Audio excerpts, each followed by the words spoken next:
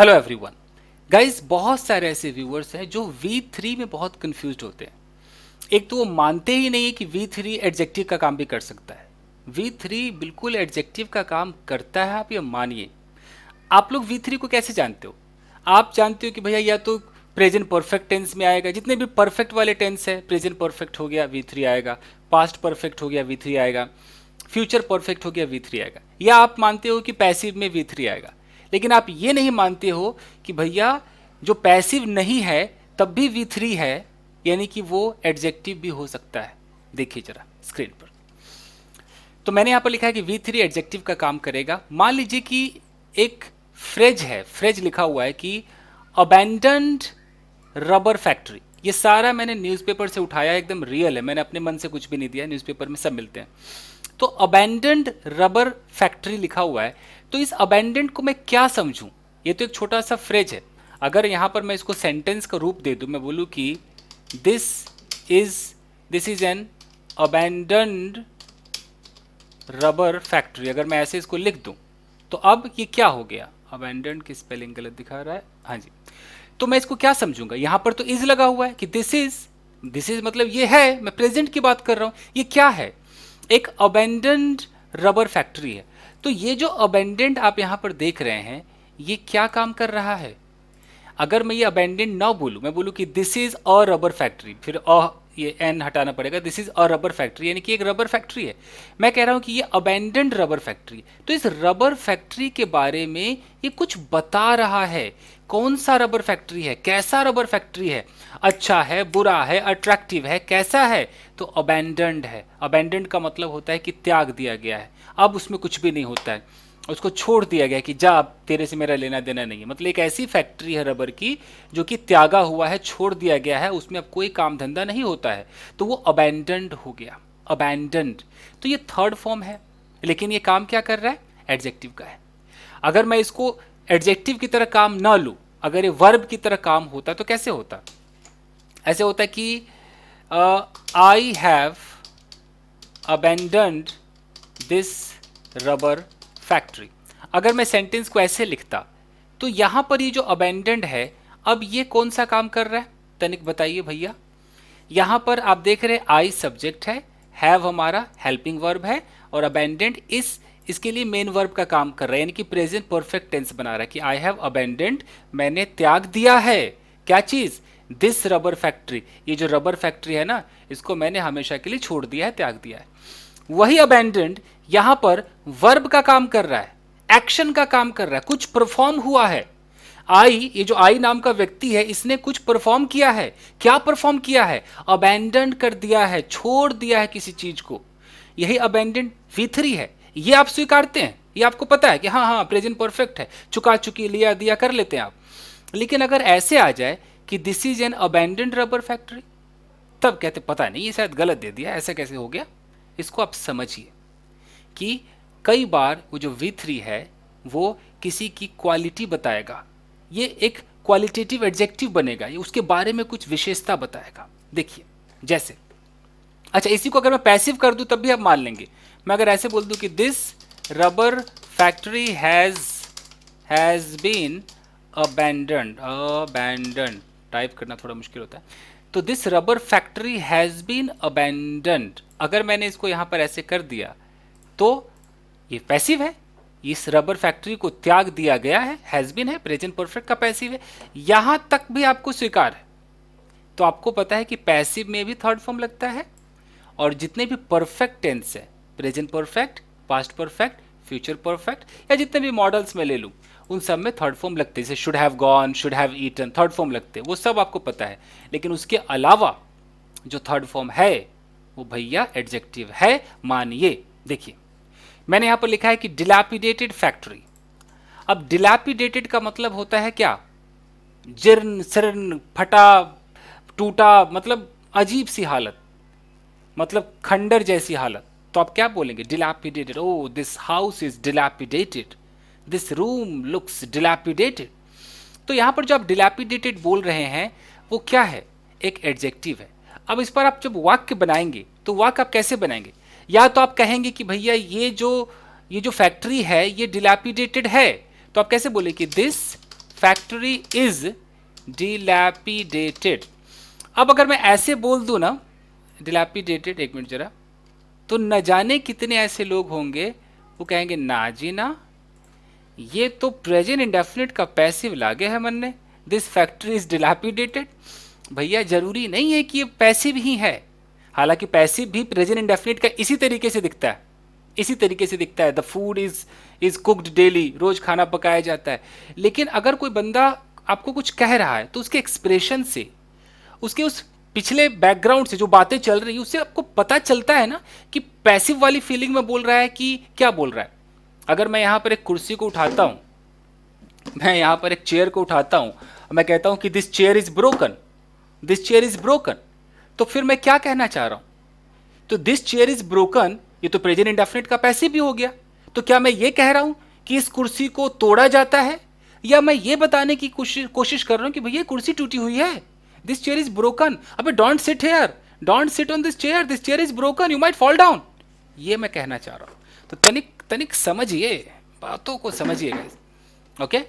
तो this factory is dilapidated का मतलब है कि भैया जो फैक्ट्री है ये खंडर है, टूटा फूटा है, ओके फाइन गाइस।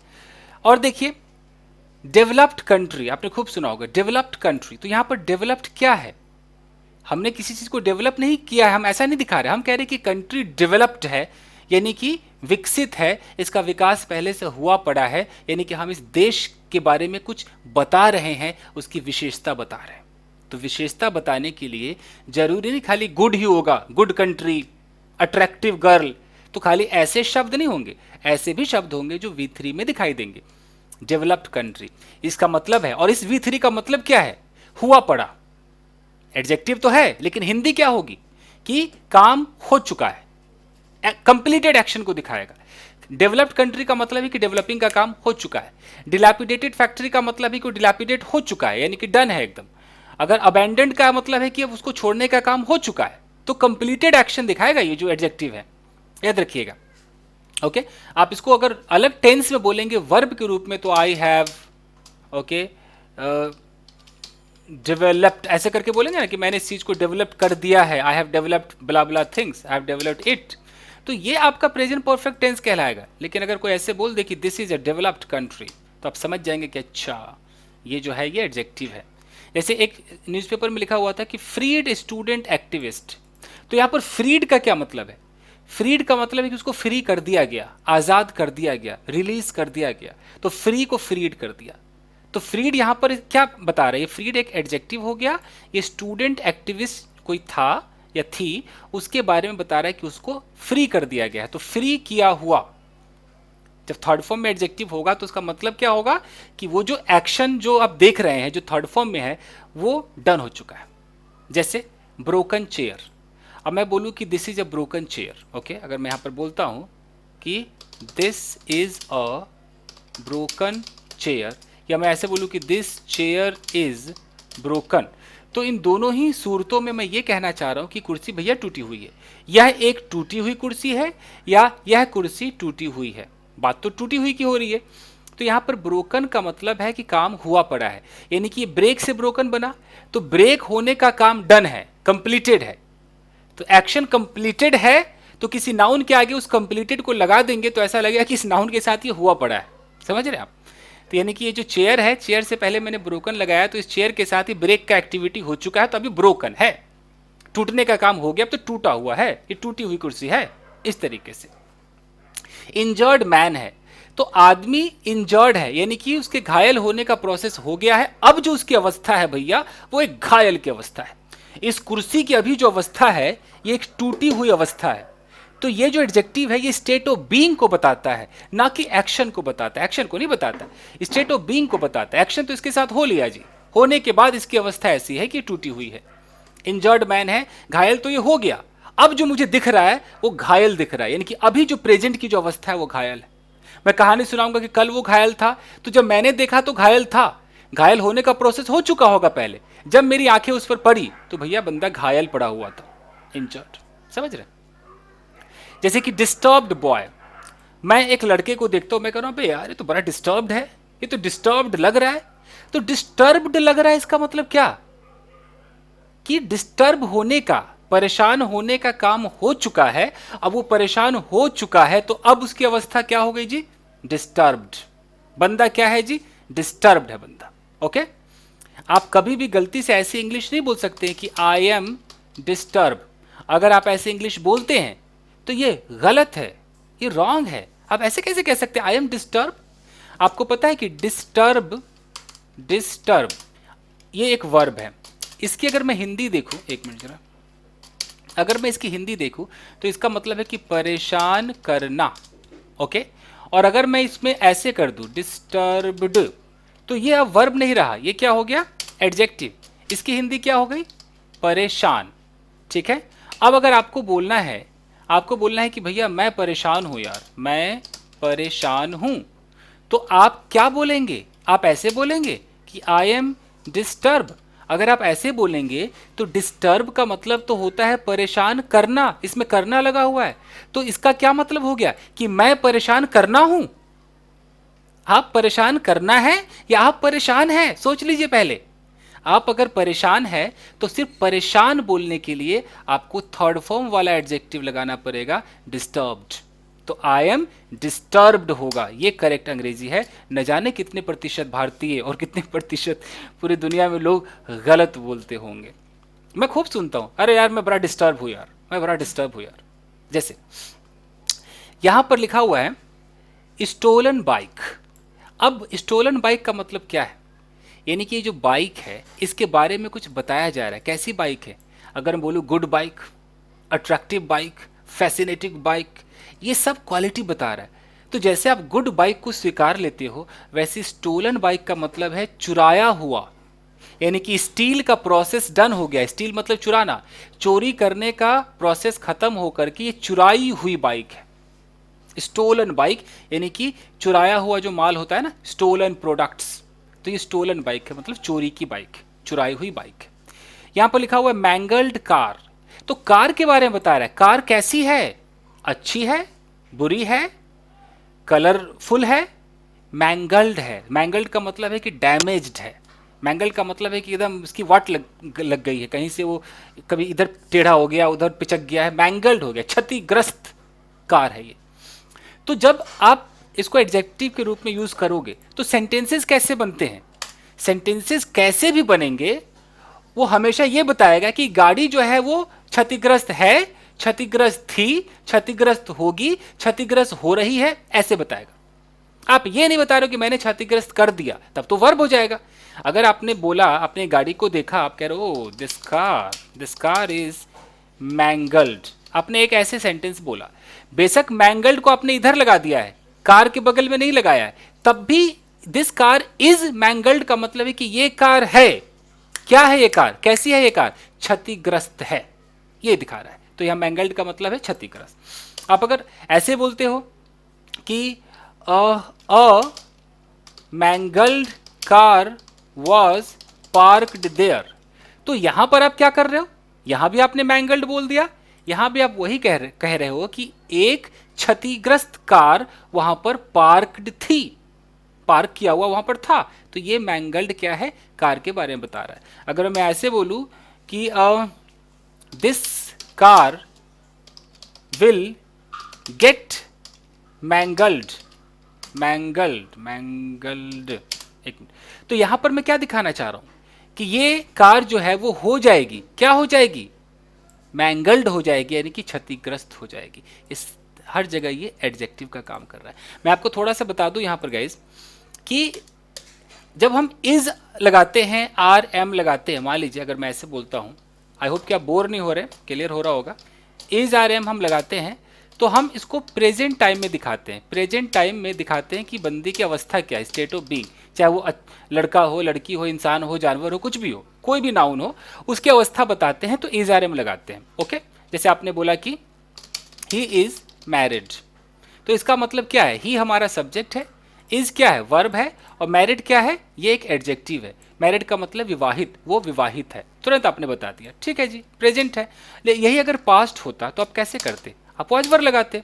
वाजवर लगाते तो वाजवर किस चीज को दिखाता है भैया?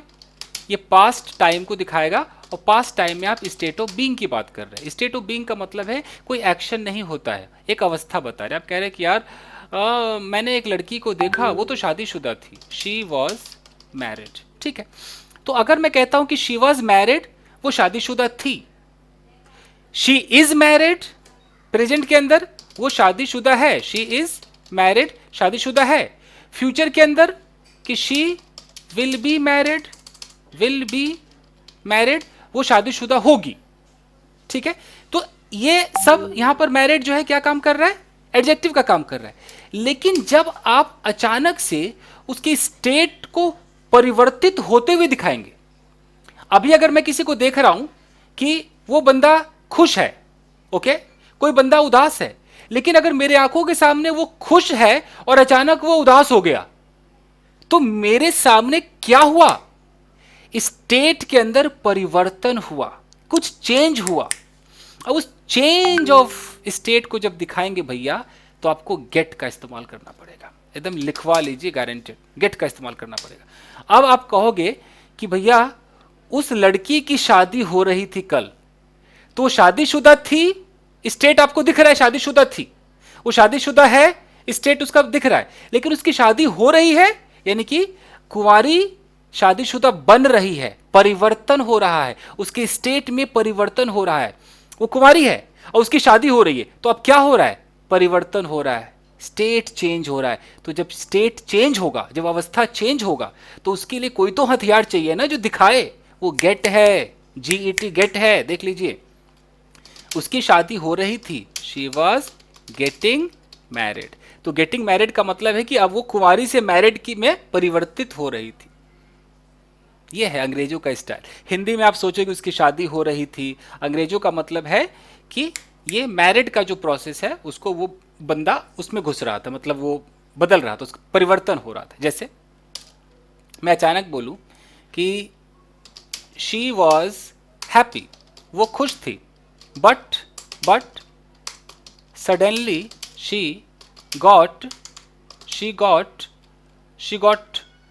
अपसेट, अचानक वो अपसेट हो गई। तो मैं क्या दिखाना चाह रहा हूं, अभी तो खुश थी, अब खुश से अचानक अपसेट की अवस्था में चली गई, तो बीच में मुझे गेट लगाना पड़ा, और गेट का सेकेंड फॉर्म गॉट करना पड़ा कि वो अपसेट हो गई। तो जैसे अपसेट हमारा एक वर्ड है, वैसे ही अगर मुझे बोलना है कि उसकी शादी हो गई, यानी कि परिवर्तित हो गया, मतलब वो हो गई, उसका एक स्टेट बदल गया दूसरे स्टेट में, तो मैं गॉट लगा दूंगा कि she got married.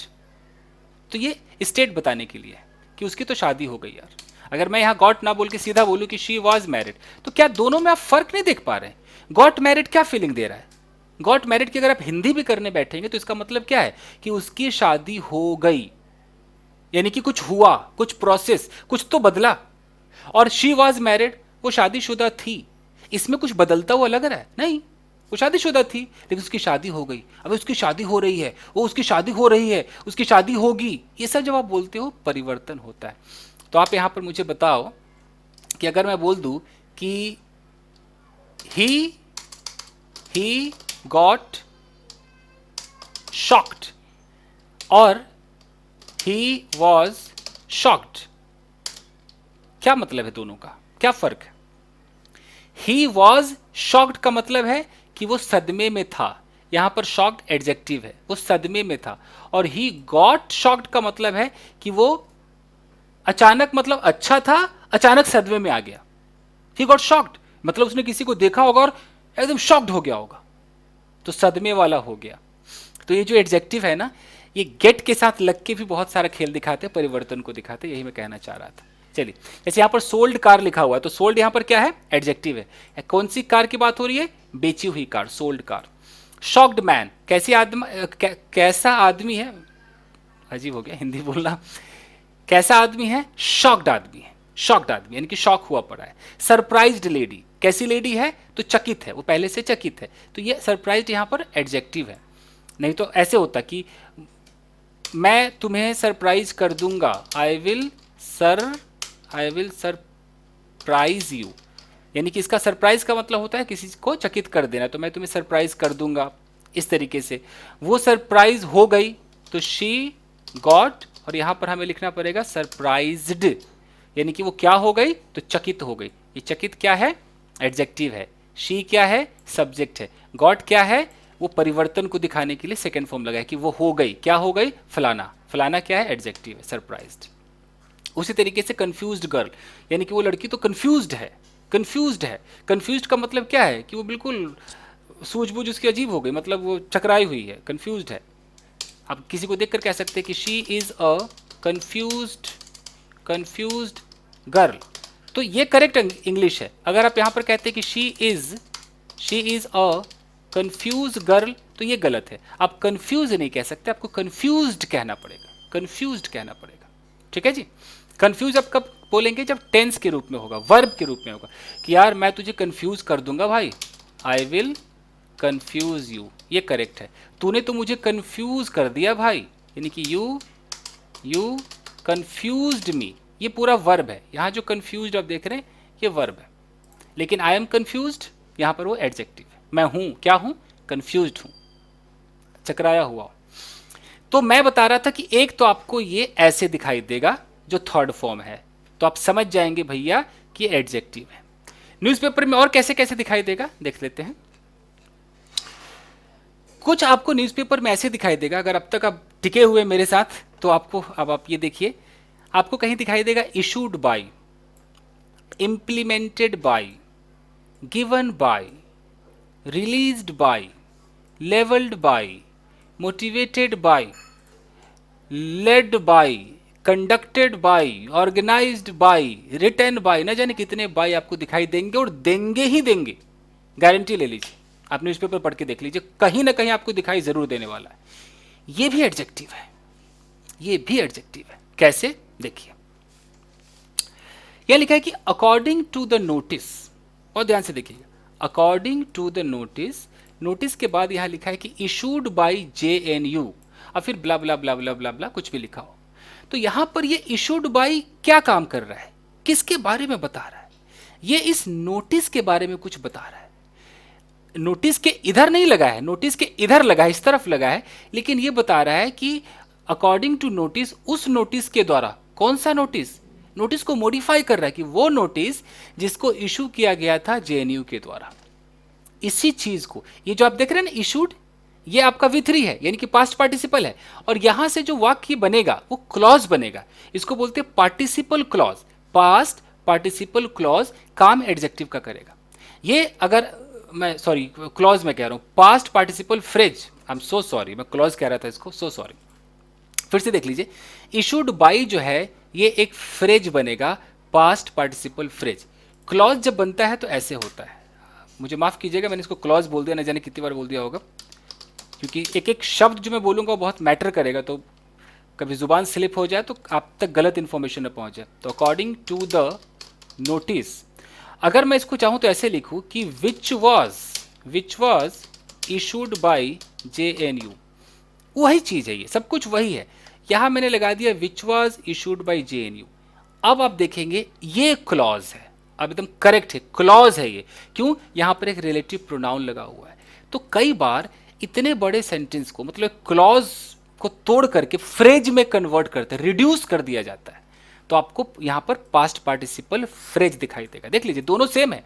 According to the notice, notice के हिसाब से, कौन सा notice? Which was issued by JNU, जिसको JNU के द्वारा इशू किया गया था, वही विच वॉज ना बोल करके सीधा लिख दिया कि नोटिस इशूड बाई JNU, ऐसे आपको खूब दिखाई देगा। तो ये क्या काम कर रहा है? एडजेक्टिव। क्यों एडजेक्टिव है? क्योंकि नोटिस के बारे में कुछ बता रहा है। आगे देखिए, यहां लिखा है कि he was violating COVID-19 rules implemented by the university. अब इसका क्या मतलब है? ये तो नॉर्मल एक टेंस है कि वो वायलेट कर रहा था, वो उल्लंघन कर रहा था COVID-19 के नियमों का। कौन से नियम? अब नियम के बारे में कुछ बताया जा रहा है, ऐसे नियम जिनको इंप्लीमेंट किया गया है यूनिवर्सिटी के द्वारा। तो अब यहां इंप्लीमेंटेड बाय, इन रूल्स के बारे में बता रहा है, COVID-19 के नियमों के बारे में मॉडिफाई कर रहा है, तो एडजेक्टिव हुआ कि नहीं हुआ? एडजेक्टिव हुआ। और ये चूंकि वर्ब के थर्ड फॉर्म में है तो पास्ट पार्टिसिपल फ्रेज बनाया, क्लॉज नहीं बनाया, फ्रेज बनाया। अगर ये क्लॉज होता तो हम रिलेटिव प्रोनाउन लगाते, हम इसी चीज को ऐसे लिख सकते थे कि he was violating COVID-19 rules, फिर यहां मैं विच लगा देता, कि जिसको यूनिवर्सिटी के द्वारा इंप्लीमेंट किया गया था, मान लो तो विच वर इम्प्लीमेंटेड बाय द यूनिवर्सिटी। तो यहां पर जो आप देख रहे हैं कि विच से लेकर यहां तक ये क्या बना रहा है, ये क्लॉज बना रहा है, और ये क्लॉज भी एडजेक्टिव का ही काम कर रहा है, क्योंकि बता तो इन रूल्स के बारे में ही रहा है, इन्हीं को डिफाइन कर रहा है। तो मैं जो आपको समझाना चाह रहा हूं वो यही है कि जो V3 है वो आपको कैसे कैसे दिखाई देगा, और उन हर हालात में इसका मतलब जो है वो एडजेक्टिव है, जो मैं यहां बता रहा हूं, टेंस को छोड़ करके और पैसिव को छोड़ करके। आपको जो अगला जो दिखाई देता है वो एडजेक्टिव दिखाई देता है। पहला वाला स्टाइल देखिए, चाहे ये फलान इंप्लीमेंटेड बाय, शुड बाय वाला स्टाइल देख लीजिए, और देखिए, ओ बहुत बड़ी वीडियो बन रही है, कोई नहीं। The notice has been issued, ये पैसिव है, in support of a call given by the SKM. अब देख लीजिए, अब गिवन बाय क्या है, इस कॉल के बारे में कि कॉल किसके द्वारा कॉल दिया गया था, तो गिवन बाय द एसकेएम होगा कोई एसकेएम, तो गिवन बाय यहां पर इस कॉल के बारे में बता रहा है कि कौन सा कॉल, गिवन बाय, जिसको किया गया था एसकेएम के द्वारा, एडजेक्टिव है ये। और एक क्या है, पास्ट पार्टिसिपल फ्रेज है। अगर मैं इसको क्लॉज में बदलूंगा तो यहां पर विच वाज लगाना पड़ेगा कि विच वाज गिवन बाय। और देख लीजिए, according to the health bulletin released by the Delhi government. अब क्या है कि हेल्थ बुलेटिन के अनुसार, कौन सा बुलेटिन, कौन सा हेल्थ बुलेटिन, वो हेल्थ बुलेटिन जिसको रिलीज किया गया था दिल्ली सरकार के द्वारा। तो यहां पर रिलीज्ड बाय क्या काम कर रहा है पास्ट पार्टिसिपल, यहां से यहां तक बना रहा है फ्रेज, लेकिन काम क्या कर रहा है, एडजेक्टिव का। एडजेक्टिव क्यों है, क्योंकि ये जो हेल्थ बुलेटिन है इसके बारे में कुछ बता रहा है, एडजेक्टिव हो गया। अब देखिए, the MLA is seeking a free and fair inquiry into allegations of corruption levelled by the CM. MLA जो है वो मांग रहा है, सीक का मतलब होता है चाहना, मांगना, वो मांग रहा है, क्या मांग रहा है भैया, फ्री और फेयर इंक्वायरी होना चाहिए उन आरोपों में, कौन से आरोप, जो करप्शन का आरोप लगा है, किसके द्वारा थोपा गया है, तो लेवल्ड बाय द सीएम, यानी कि इस करप्शन के बारे में, ये जो आरोप है ना, एलिगेशंस ऑफ करप्शन के बारे में बता रहा है, वो allegation of corruption levelled by, जिसको लेवल किया गया, जिसको थोपा गया सीएम के द्वारा। तो ये क्या है, पास्ट पार्टिसिपल फ्रेज। फंक्शन क्या कर रहा है, एडजेक्टिव का। क्या हम इसको क्लॉज बना सकते हैं, ऑफ कोर्स बना सकते हैं, विच लगाना पड़ेगा कि वो allegations which were levelled by. आगे देखते हैं, my friend motivated by some great people is going to start a business. मेरा दोस्त एक बिजनेस स्टार्ट करने जा रहा है। कौन सा दोस्त, वो दोस्त जो मोटिवेट किया गया, जिसको मोटिवेट किया गया कुछ ग्रेट लोगों के द्वारा। तो यहां पर मैं चाहता तो हु वॉज मोटिवेटेड लगा सकता था, लेकिन अगर मैं इसको शॉर्ट में करता हूं तो ये एक एडजेक्टिव है जो कि पास्ट पार्टिसिपल फ्रेज बना रहा है। ठीक है जी, चलिए आगे देखिए। अब आपको कुछ ऐसा दिखाई देगा, ये अगला स्टाइल है न्यूज़पेपर में, सारे मैंने न्यूज़पेपर से निकाले हैं। ओके, जैसे कि लिखा है कि visa and travel exemption approval form, अच्छा approval form required due to the कोविड-19 pandemic has been granted by the Australian embassy to the mother who is a widow। अब इतना बड़ा सेंटेंस है, इसके अंदर अचानक यहां पर जो आप रिक्वायर्ड देख रहे हैं ये आपका एक एडजेक्टिव का काम कर रहा है, ये पास्ट पार्टिसिपल है। कैसे, देख लीजिए, visa and travel exemption approval form, एक ऐसा फॉर्म है कि वीजा और ट्रैवल के छूट के ऊपर कोई अप्रूव करने का कोई फॉर्म होगा, वो फॉर्म रिक्वायर्ड। तो फॉर्म रिक्वायर्ड लिखा है, यानी कि फॉर्म विच इज रिक्वायर्ड, वो फॉर्म जिसकी आवश्यकता है।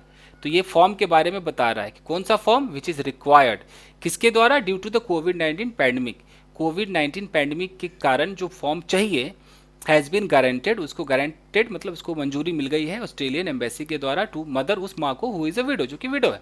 आगे देख लीजिए, there are illegal farm houses in the forest areas of the Aravalli, यानी कि अरावली के जंगलों के आसपास जो है इलीगल फार्म हाउसेज हैं। फिर यह लिखा है कि located in Faridabad and Gurugram district. अभी लोकेटेड क्या कर रहा है, ये तो थर्ड फॉर्म है, थर्ड फॉर्म ही है ना लोकेटेड, तो ये उन जगहों के बारे में बता रहे हैं कि वो there are illegal farm houses, वो जो इलीगल फार्म हाउसेज है इन द फॉरेस्ट ऑफ, इसके आसपास, लोकेटेड, जो कि लोकेटेड है कहाँ पर, स्थित है कहाँ पर, फरीदाबाद और गुरुग्राम में। तो एडजेक्टिव ही तो है, ये बता रहा है उनके बारे में कि वो कहाँ पर स्थित है, एडजेक्टिव है। देखिए, a collective of people in Kerala formed to support the Save Lakshadweep movement will organise protest against the union government on June 21। अब इतना बड़ा आपका एक वाक्य है, क्या कहना चाह रहा है? कलेक्टिव ऑफ पीपल, कुछ लोगों का जो झुंड है केरला में, वो जो झुंड है केरला में फॉर्म्ड। अब फॉर्म्ड यहां पर थर्ड फॉर्म है, तो फॉर्म्ड का मतलब क्या है कि वो ग्रुप जिसको फॉर्म किया गया। तो एक ग्रुप के बारे में बता रहा है, कलेक्टिव ऑफ पीपल के बारे में बता रहा है, तो एडजेक्टिव हो गया कि जिनको संगठित किया गया, क्या करने के लिए? सपोर्ट करने के लिए। किसको? लक्षद्वीप को सेव करने का जो आंदोलन है उसको सपोर्ट करने के लिए। तो ये जो कलेक्टिव ऑफ पीपल है जिनको फॉर्म किया गया है, विल ऑर्गेनाइज अ प्रोटेस्ट, एक धरना रखेंगे गवर्नमेंट के खिलाफ 21 जून को, ऐसे समझेंगे आप। और देखिए, दे ओबेड द रूल्स, उन्होंने रूल का पालन किया। कौन से rules? Enforced from time to time. अब यहां एनफोर्स थर्ड फॉर्म है, ये थर्ड फॉर्म क्या काम कर रहा है? एडजेक्टिव का काम कर रहा है। रूल्स के बारे में बता रहा है, वो रूल्स जिसको थोपा एनफोर्स किया जाएगा, मनवाया जाएगा या मनवाया गया टाइम टू टाइम। पास्ट है ना, ओबेड है तो ये भी पास्ट हो जाएगा। A boy covered in sweat asked his mother to turn on the fan, क्या मतलब हो गया? एक लड़के ने अपनी माँ से कहा कि पंखा चला दो। लड़के के बारे में बता रहे, कौन सा लड़का था? तो कवर्ड इन स्वेट, वो पसीने से लथपथ था। तो यहां पर कवर्ड क्या है? एडजेक्टिव है। थर्ड फॉर्म आपको दिखाई दे रहा है, किसके बारे में बता रहा है? बॉय के बारे में बता रहा है। कैसा लड़का? वो लड़का हु वाज कवर्ड। अगर मैं चाहूं तो इसको क्लॉज बना सकता हूं ना कि जो कवर्ड था, तो ये हमारा फ्रेज है, एडजेक्टिव है। देखिए, she gave me a toast slathered with butter, उसने मुझे एक टोस्ट दिया। कैसा टोस्ट था? कौन सा टोस्ट था? स्लैदर्ड विद बटर, वो बटर से लथपथ था, उसमें बटर ही, वो बटर डाला हुआ था, स्लैदर्ड था। तो स्लैदर्ड क्या है? एडजेक्टिव है। ओह गॉड। सो गाइस, देखा आपने कितना बोलना पड़ा। तो बस आज के लिए इतना ही दोस्तों, आई होप कि आपके समझ में आया होगा। अगर आप चाहें तो इसका भी स्क्रीनशॉट ले सकते हैं, बट आपको छोटा छोटा दिखाई देगा। पहले इसका ले लीजिए, ओके, ठीक है। उसके बाद फिर आप इसका ले लीजिए, हाँ इसका ले लीजिए, ओके। अब आप इसका ले लीजिए, बस हो गया। तो बस आज के लिए इतना ही दोस्तों, मिलते हैं अगले वीडियो में। Till then take care, keep practising and have fun. Thank you guys, thank you.